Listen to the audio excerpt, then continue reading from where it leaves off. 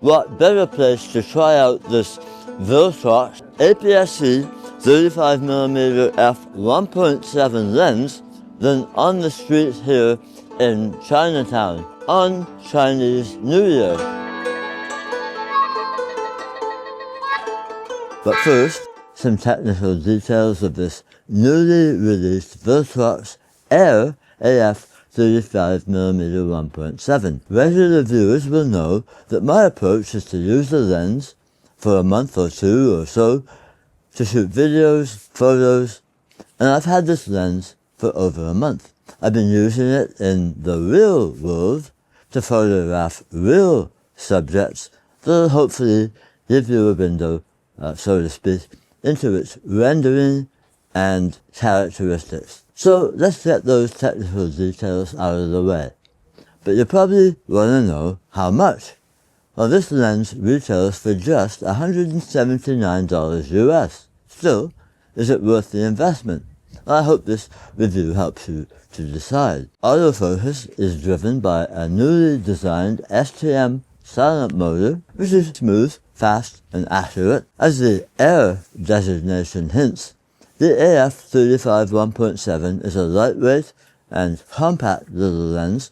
It's made from what look like tough composite materials. It weighs 184 grams without caps and hood, according to my digital scale. It's small enough to slip into a jacket pocket or in a small bag. We have a solid metal mount and USB-C port for firmware updates. The front element features water-repellent coating. The lotus-shaped hood fits securely. Filter size is 52mm. The f1.7 large aperture, combined with 9 group 11 element optical structure, makes for very smooth and creamy bokeh, as we'll see shortly. Lens design features one ED, one aspherical and 2 high refractive index elements. A nano multi-layer coating reduces flare and ghosting. Minimum focus distance is 0.33 meters, just over a foot. Compatibility for Nikon ZFC, Z50,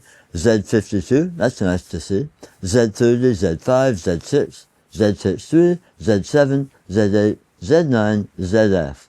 And it's also available for Sony E-mount. When it comes to video use, this has comprehensive and reliable video shooting capabilities. It supports body image stabilization, not a help with the Z50 or its predecessor, and it has low distortion. Another plus, when it comes to video, there's minimal focus breathing. So much for specs.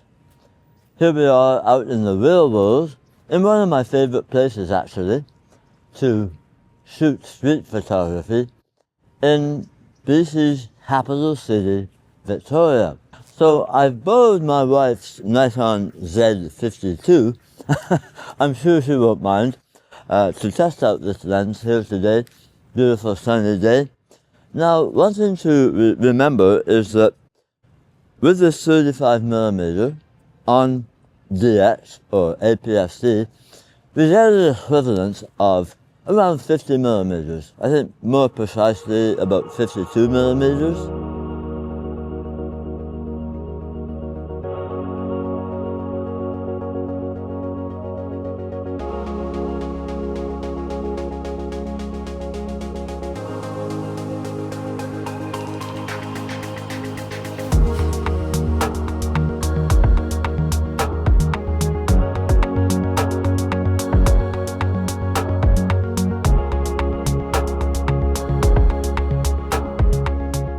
The other thing to note about this lens is that it doesn't have inbuilt stabilization like some of the Nikon DX lenses for this camera. So we'll be trying to follow that old lens length equal to shutter speed rule. So for this case, about 1/50th of a second. Also, best practices, don't stab the shutter, squeeze it.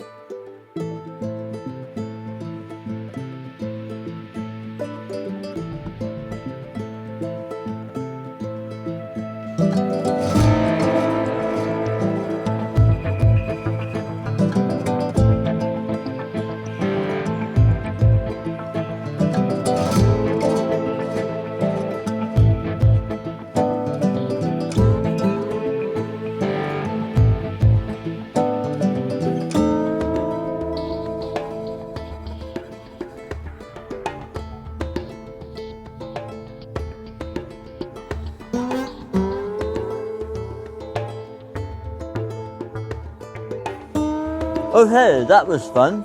So let's go back to the editing room and see what some of these photos look like in Lightroom. So, what do we have here? Well, I just wanted to show you this completely raw image. This is a raw file. I shot camera flat. That's what I always use. I like to start off with a very flat image before I start messing with it. So, that's what I wanted to show you. And this was shot at 1/50th of a second, f4.5, ISO 100. As I said, 1/50th is about as slow as I want to go with this equivalent 52mm lens. So it's quite a nice image to start off with. I could mess around with it a little bit, put our highlights down first, and then maybe add a little texture, open up those shadows a little bit, sharpen it up a little bit, and so on. That's a good starting point right there for some further tweaking. Okay, I wanted to use this image as an example of some chromatic aberration along this wire here. Fairly significant red fringing. Can we deal with it in Lightroom? You bet. So, I've got my amount dialed in here, and let's try pulling back along here, almost. And there we go. That's pretty much gone. Maybe a bit further. We don't want to go too far, unless we start getting into some blue fringing. So we can see that is controllable in Lightroom. Okay, let's talk about this one for a second, because I think it illustrates there is little to no distortion in this lens. Very, very well controlled. I haven't done anything to this other than straighten it up a bit with leaning back. Okay, back to, that one doesn't help us much. Bad bricklaying there. My father, who was a bricklayer, would not have been happy. I wanted to use this again as an example. You saw a black and white version, not this exact image, but again, there's next to no color fringing there. No, I can't see any that would, maybe a little bit of blue. So this image, which has some, again, significant green fringing there. I'm missing my G's. So, just to let you know, but hopefully you understand that I'm saying green fringing. And once again, if we put in some amounts here, and, here's our green, and that pretty much takes care of it. When it comes to the blue fringing at the top, not quite so easy. So, let's push that up. Blue. But I can live with that. Verfox sent me this lens I yet to keep it, but that's the extent of it. They had no say in the content of this video. My opinions are, as always, my own.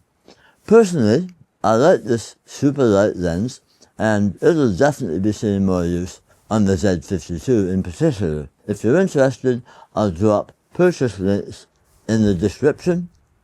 As always, if you enjoyed this video, please help it out with a thumbs up. And if you're new to my channel, please do consider subscribing. Hit that notification bell so you don't miss new content. In the meantime, take care, cheers. We'll see you later.